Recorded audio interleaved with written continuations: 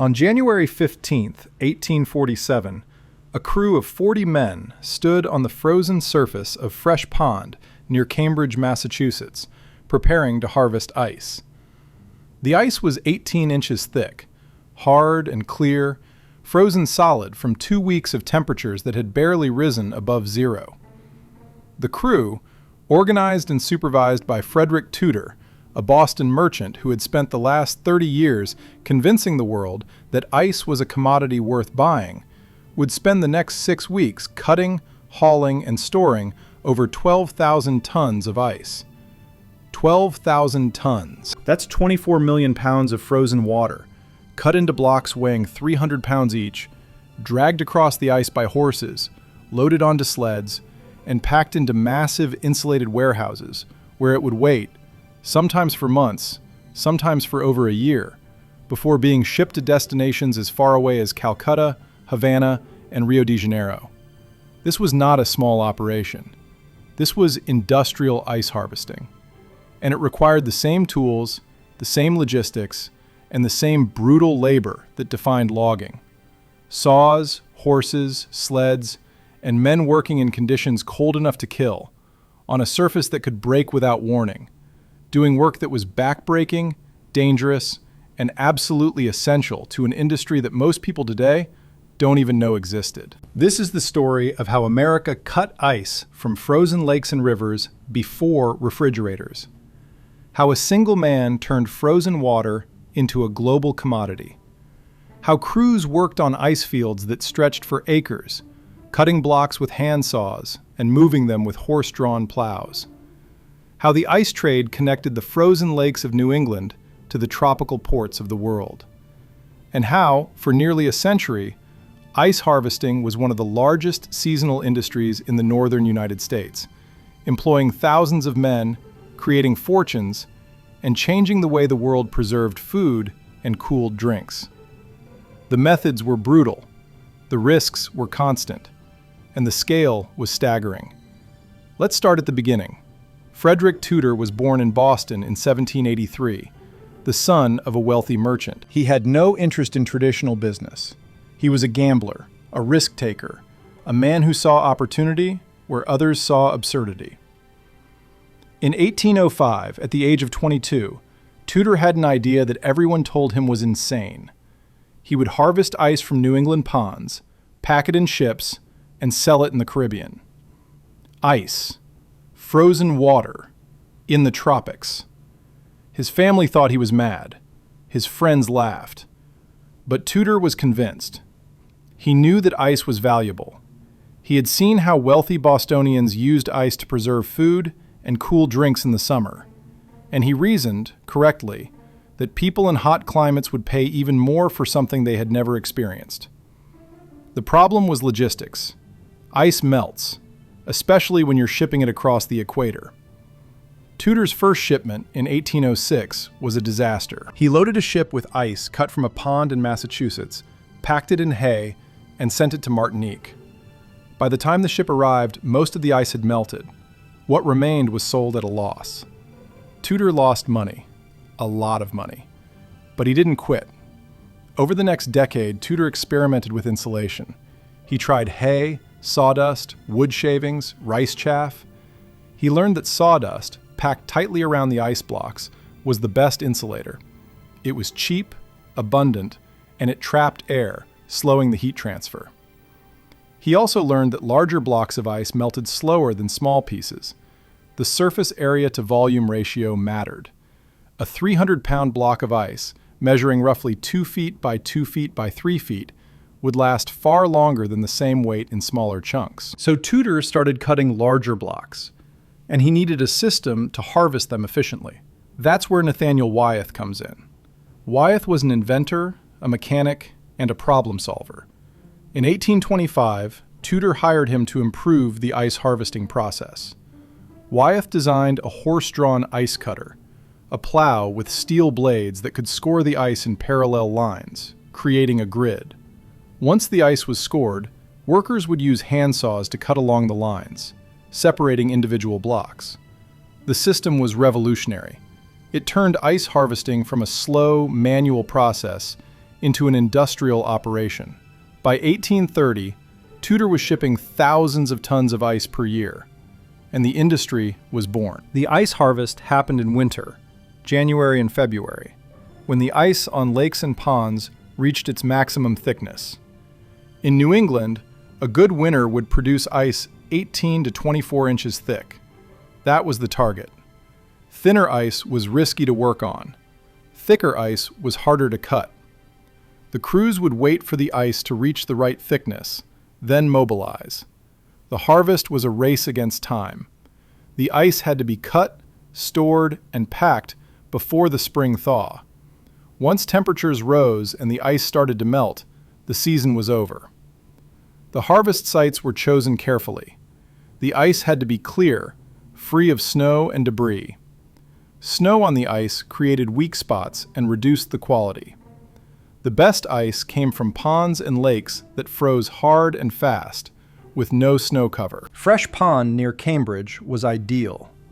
The pond was large, about 150 acres, and it froze solid every winter. And it was close to Boston, where Tudor had built massive ice houses for storage. The crews that worked the ice harvest were a mix of local farmers looking for winter work, Irish immigrants, and laborers who moved between industries. Logging in the winter, ice harvesting in the early winter, then back to farming or construction in the spring. The work was cold, obviously, but it was also dangerous. You were working on a frozen surface that could crack.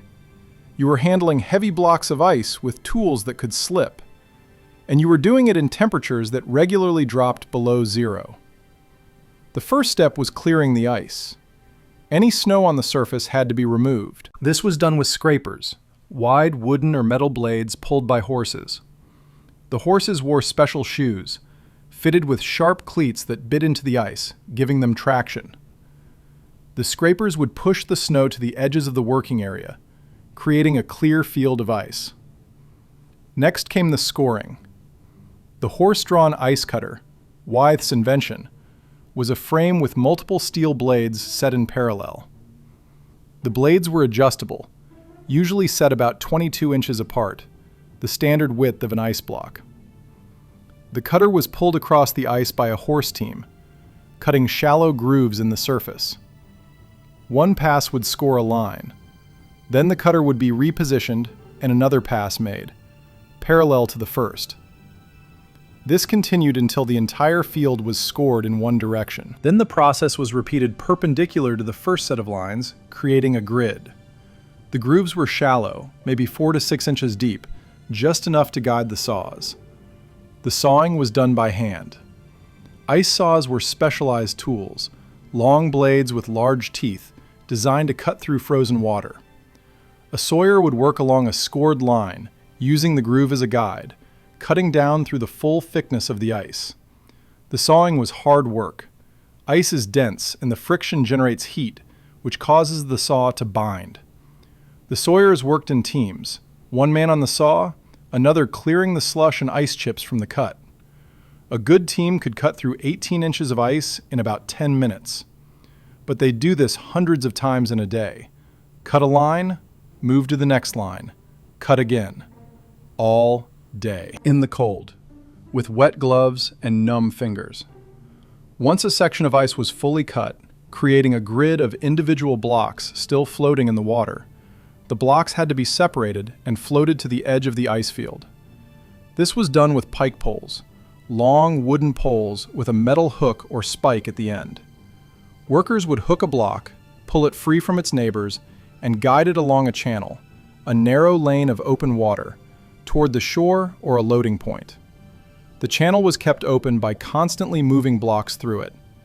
If the channel started to freeze, workers would break up the new ice with axes or poles.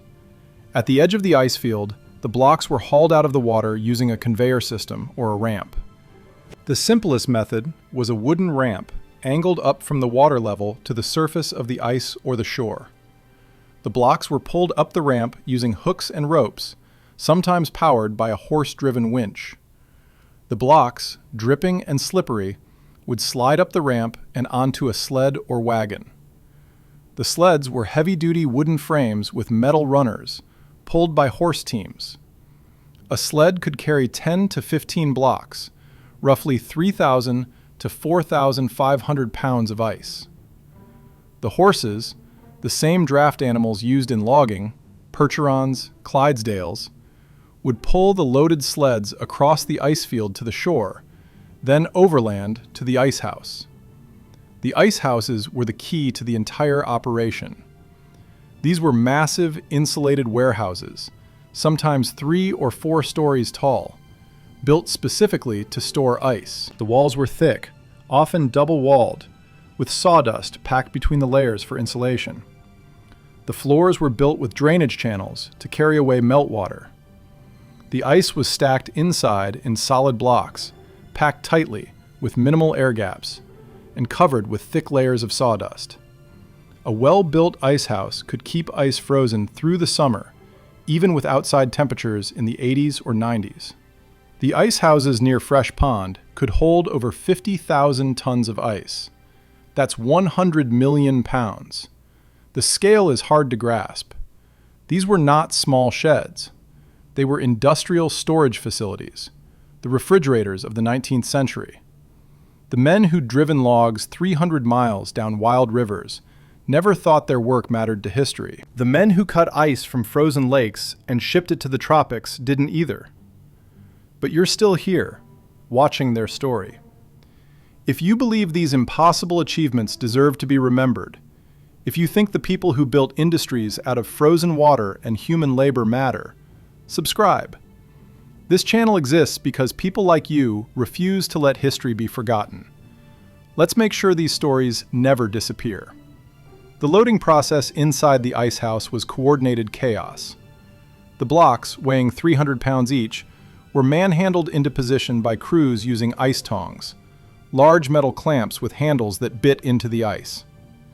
2 men would grab a block with tongs, lift it, or more accurately, slide and drag it, and stack it on the growing pile. The stacking had to be tight. Gaps meant air circulation, which meant faster melting. The blocks were fitted together like a 3-dimensional puzzle, each layer offset from the one below to create a stable structure. As the pile grew, workers would climb on top of it, standing on the ice itself, directing the placement of new blocks. The work was exhausting, lifting and moving 300-pound blocks all day in a building that was barely warmer than the outside, with floors slick from meltwater.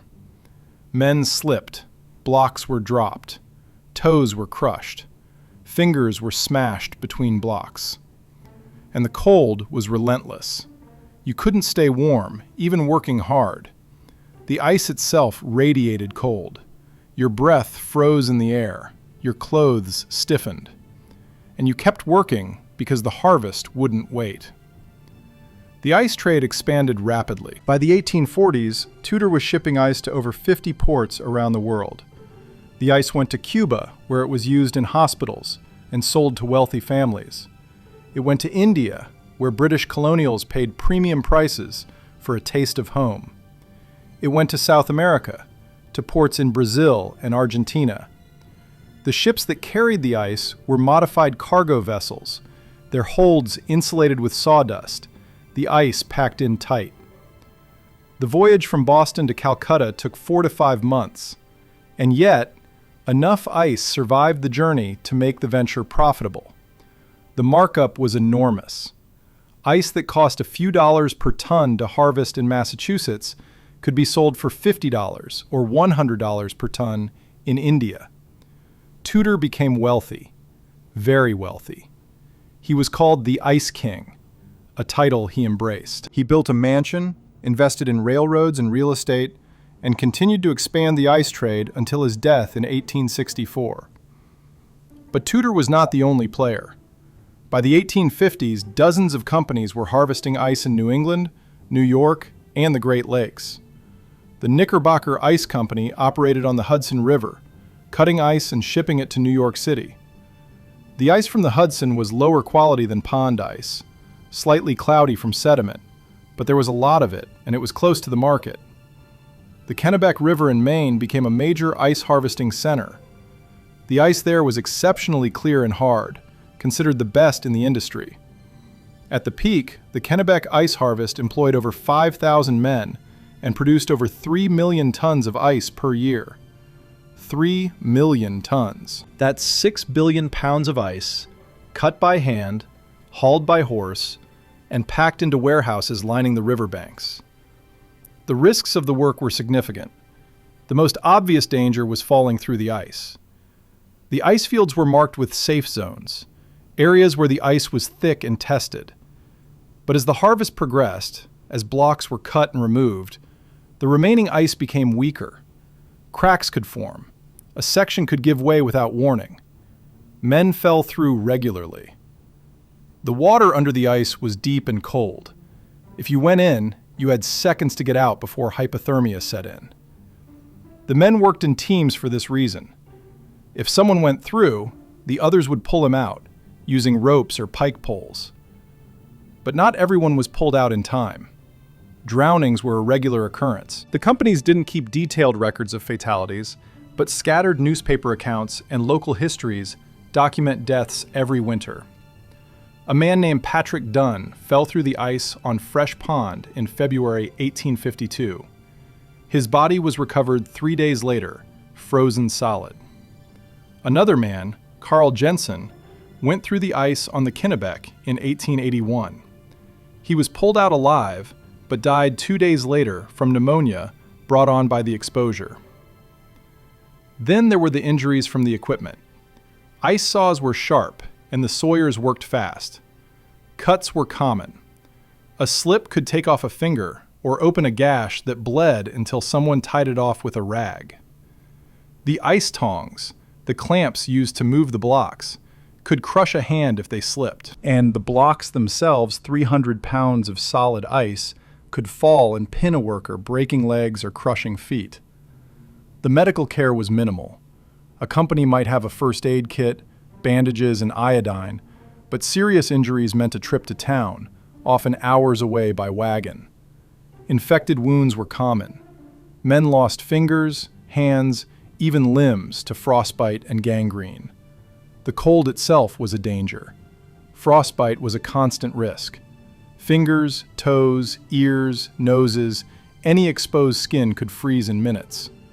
The men wore heavy wool clothing, layered, but wool doesn't insulate when it's wet, and you were always wet.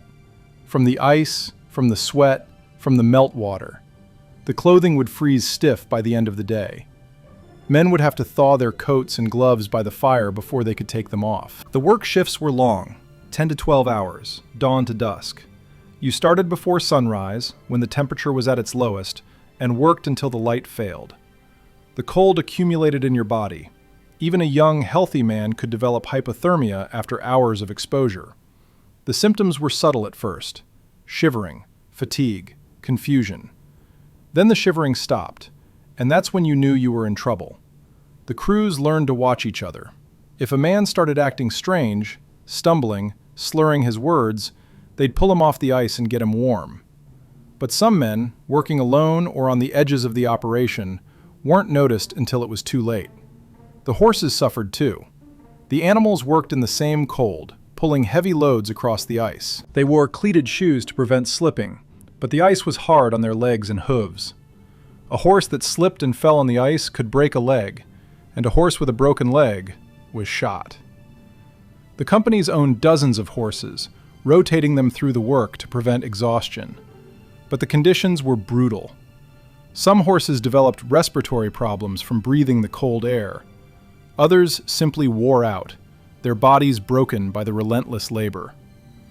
When a horse could no longer work, it was sold for glue or dog food. The turnover was high. The pay for ice harvesting was similar to logging. A laborer made $1 to $2 per day. Skilled workers, the sawyers and the crew bosses, made $3 to $4. It was seasonal work, 6 to 8 weeks in the winter, and the men knew it. You worked as much as you could, saved the money, and hoped it would carry you through until the next job. The companies provided minimal support. There were bunkhouses near the harvest sites, crude wooden buildings with rows of beds and a wood stove. The food was basic: beans, bread, salt pork, coffee. The same diet as the logging camps. You ate to stay alive, not for pleasure. But there was a camaraderie in the work. The crews developed bonds, working together in harsh conditions, depending on each other for safety. If a man went through the ice, you pulled him out. If someone was injured, you helped him to shore. There was an unspoken code. You looked out for your crew. And the work, brutal as it was, had a rhythm.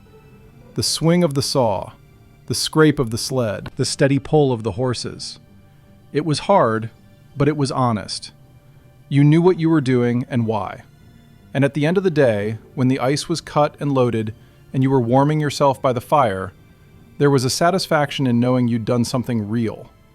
Nobody was filming when men fell through the ice and drowned in water cold enough to stop your heart.